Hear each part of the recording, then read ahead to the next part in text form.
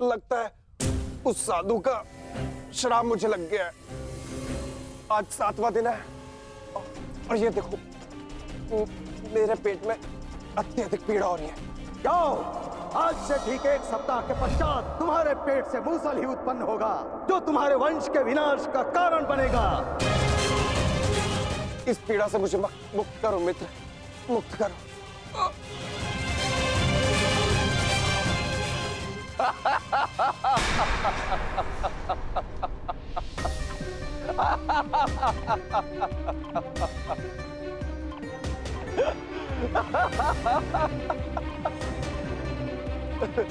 तुम कितने बड़े मूर्ख हो मित्र, कुछ नहीं हुआ है मुझे, सही हूं मैं। कहा था ना मैं, वो साधु एकदम पाखंडी है। हम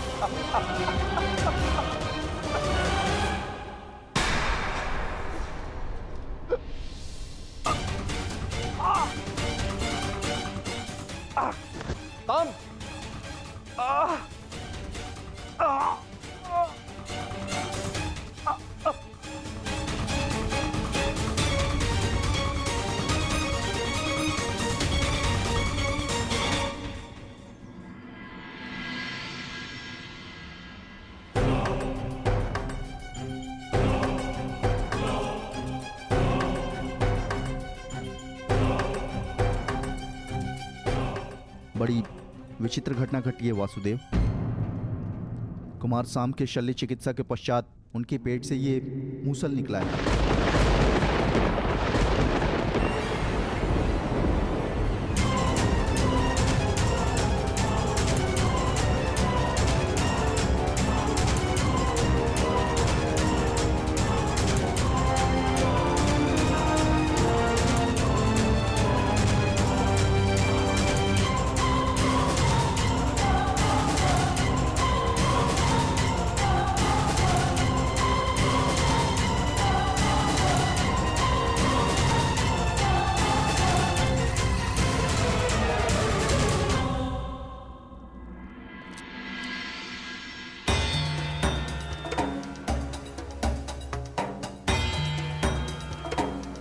कुमार अब स्वस्थ हैं बलभद्र।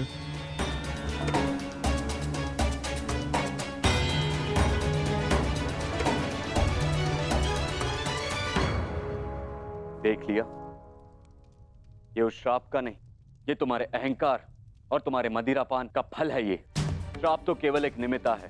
तुम्हारे कर्मों के कारण यदुवंश का नाश जन्म ले चुका है।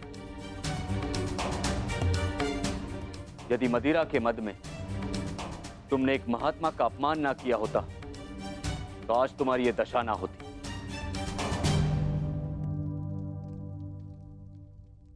अब कुछ नहीं हो सकता था।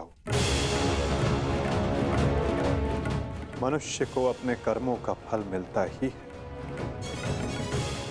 परंतु एक के कर्मों का फल पूरा वंश भुगते, ये नीति नहीं है। यदि अनाज के पौधों के बीज में घुन लग जाए तो वो सारी फसल नष्ट कर देते हैं दाऊ। नहीं कान्हा, मैं सांब की मूर्खता का फल समस्त द्वारका को नहीं भुगतने दूंगा।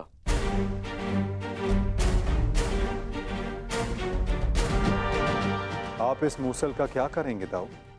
श्राप था कि मदिरा पान के कारण द्वारका का नाश होगा।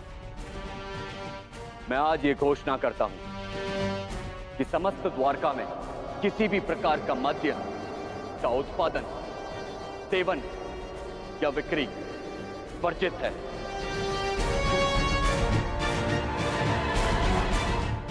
और रही बात इस मूसल की, तो इसका उपाय है मेरे पास।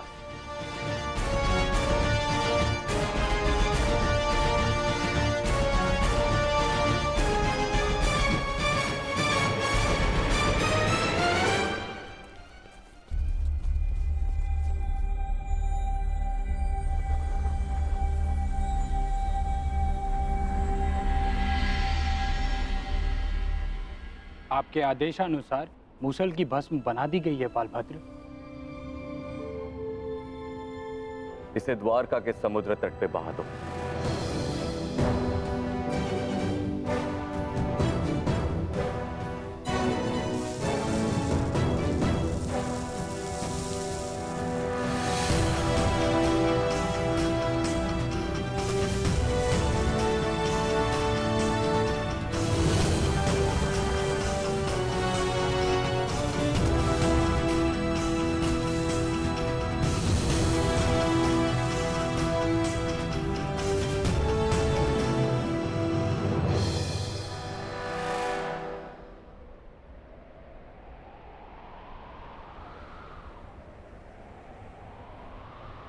दाऊ,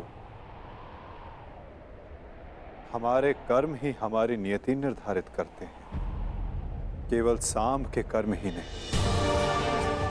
कुछ श्राप हैं। मैं तुम्हें श्राप देती हूँ कि जिस प्रकार तुमने मेरे कुल का अंत किया है, उसी प्रकार तुम्हारे कुल का अंत भी होगा। और कुछ पाप भी जो द्वारिका की नियति बनाएंगे। चक्रवात से घर के धराशायी होने का भय हमेशा रहता है कृष्णा। इसका अर्थ ये नहीं कि मनुष्य अपने घर की नींव सुदृढ़ ना करे।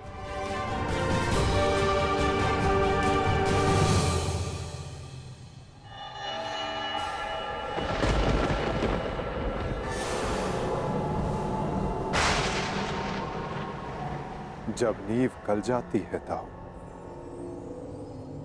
तो भवन का धराशायी हो जाना निश्चित होता है।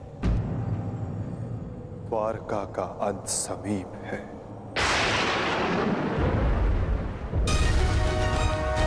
नहीं कान्हा, मेरे रहते हुए ऐसा नहीं होगा।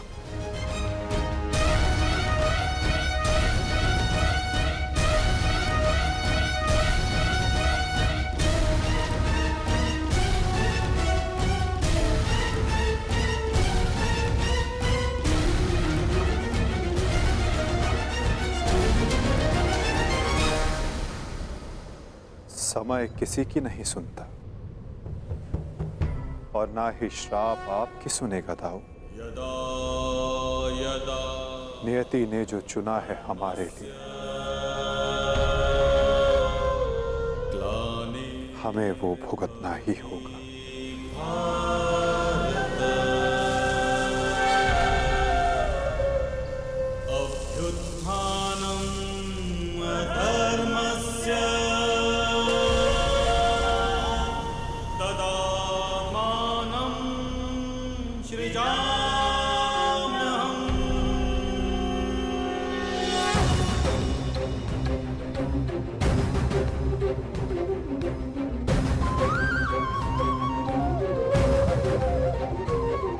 हर एक सरकंडे में एक आहुति छिपी है दाऊ।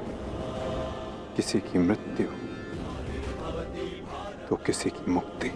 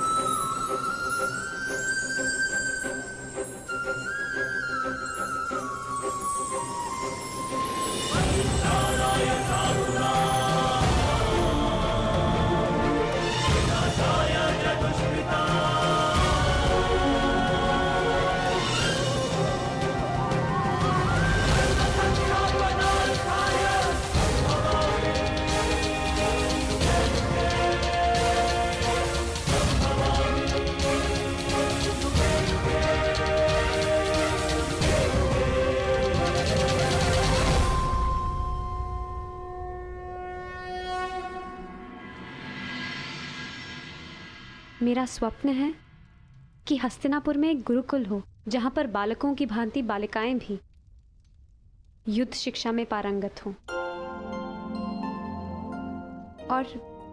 और अपनी सुरक्षा करना सीखें। अति उत्तम विचार है पुत्री।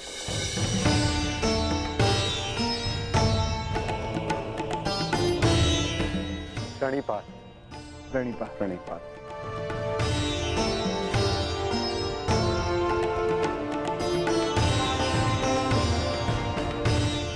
यदि प्रत्येक स्त्री अपनी सुरक्षा में समर्थ हो जाए तो कोई भी पुरुष उस पर अत्याचार नहीं कर पाएगा। यदि वो अबला से सबला बन जाए तो ना ही कोई चीरहरण होगा और ना ही कोई महाभारत होगी।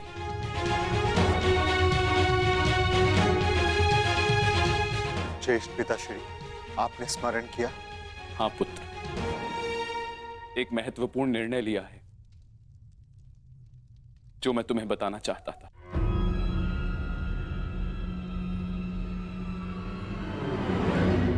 गांधारी, जीवन का हर चरण देख लिया पुत्रों, परंतु अब वानप्रस्थ करके संन्यास ग्रहण करने का समय आ गया है।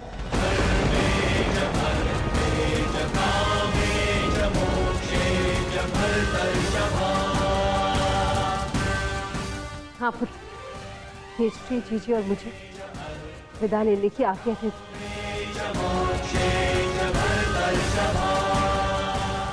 प्रस्थान? किंतु अचानक ऐसे? क्या हुआ माता? कोई समस्या हुई है या हमसे कोई भूल हुई है जिससे आपको कष्ट पहुंचा है? नहीं पुत्रों, तुमने और द्रौपदी ने अपना कर्तव्य कुशलता से पूर्ण किया है और अब हमने निर्णय लिया है कि हम तीनों वानप्रस्थ के लिए प्रस्थान करें।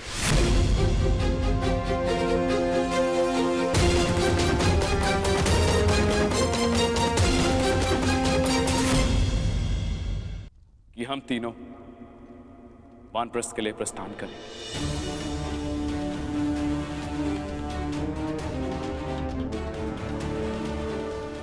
पुत्र का मोह आपको जाने भी नहीं देना चाहता और पुत्र का धर्म आपको रोक भी नहीं सकता। आप सबके तप संचय को रोकना भी पाप होगा।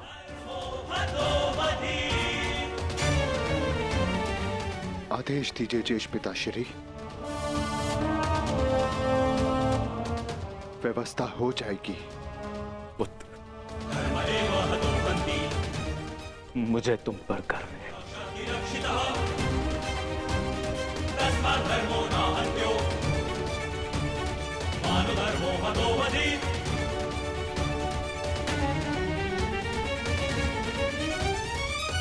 परंतु हम आपको ऐसे नहीं जाने दे सकते। आप सभी के साथ हमें भी एक उत्सव मनाने का सौभाग्य तो मिलना चाहिए ना। ठीक है, जैसा तुम सबको ठीक लगे पुत्रों। तो ठीक है, तो मैं इस उत्सव की तैयारियां प्रारंभ करती हूँ और सभी परिजनों को निमंत्रण भिजवाती हूँ। सर्वप्रथम माधव को।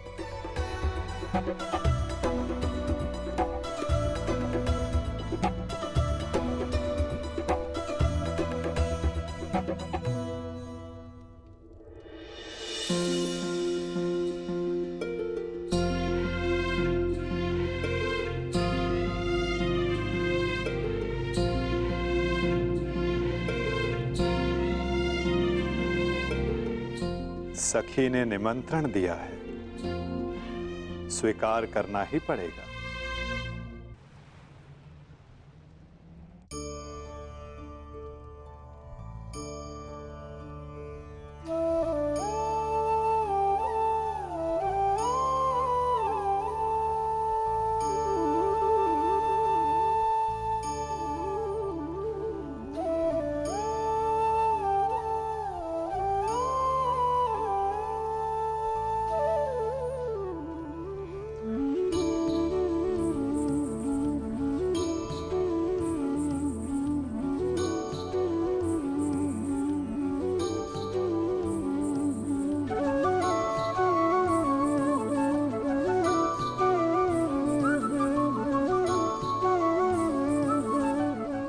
माधव, आप सदैव हम सबके साथ हमारे दुख में उपस्थित रहे, परंतु आज सुख के समय पर आपके आगमन ने हम सबके आनंद को दुगना कर दिया। मेरी सखी मुझे निमंत्रण दे और मैं ना आऊं?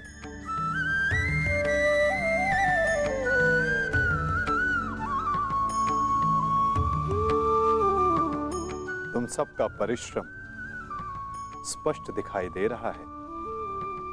जब प्रेरणा देने वाला शुभ हो तो परिश्रम का फल भी शुभ ही होता है माधव। आइए माधव, अपना स्थान ग्रहण करें।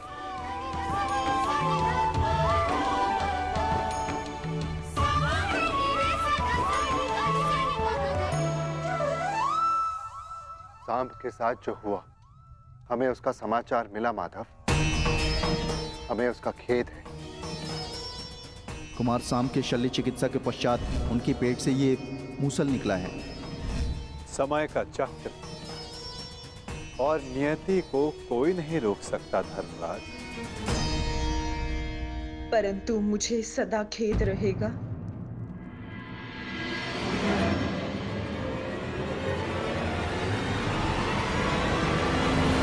ये नियति मेरे ही श्राप के कारण आई है वासुदेव।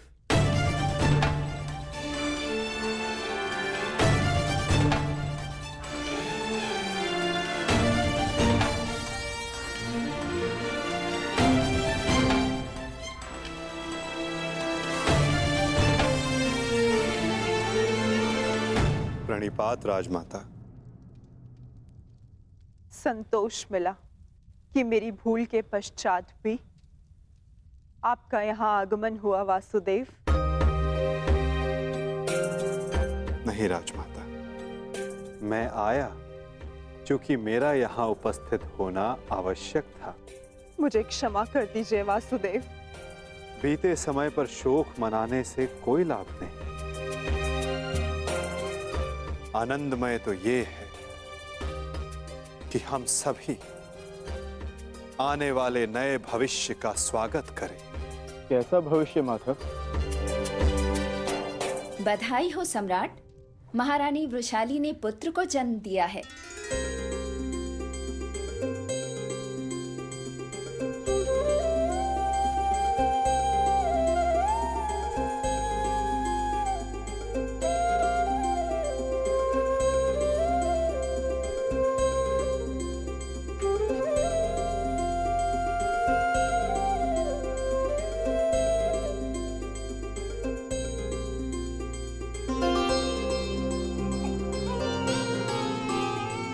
इसकी आंखों में इसके पिता की भांति तेज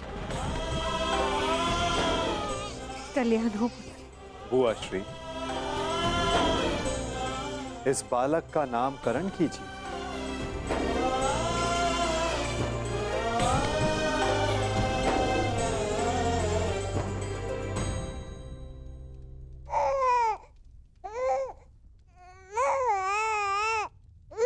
नहीं माधव, ये कार्य आपका है।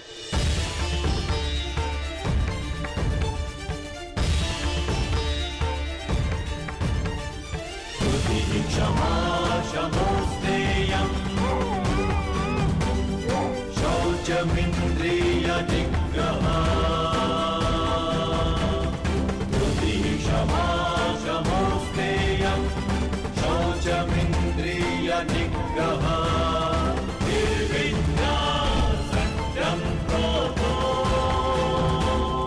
दशकं धर्मलक्षणम्। मित्रकर्ण के एक वीर पुत्र का नाम वृषसेन था और इस वीर बालक का नाम है राधे कर्ण पुत्र वृषकेतु। वृषकेतु वृषकेतु वृषकेतु।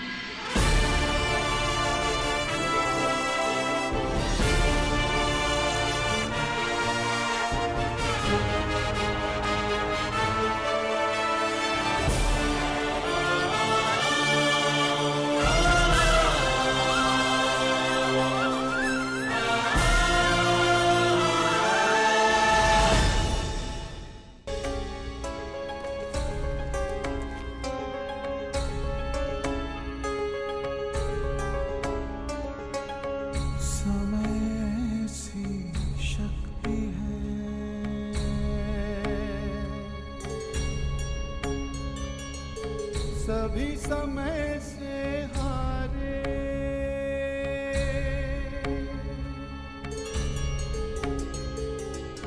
समय सी शक्ति है।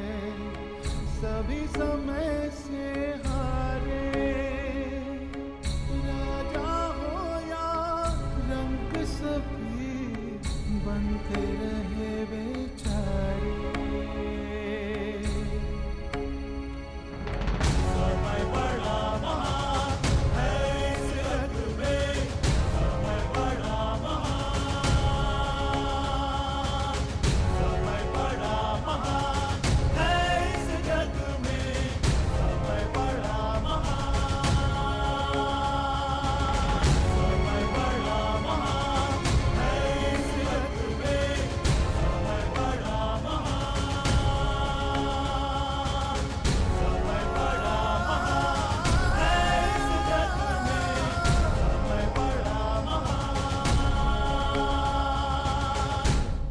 18 वर्ष पश्चात।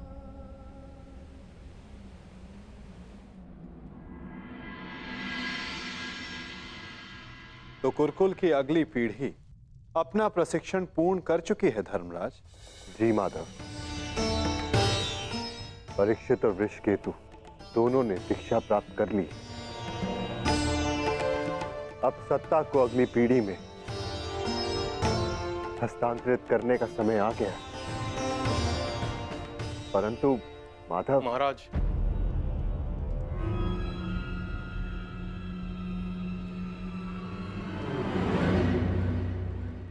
कहो।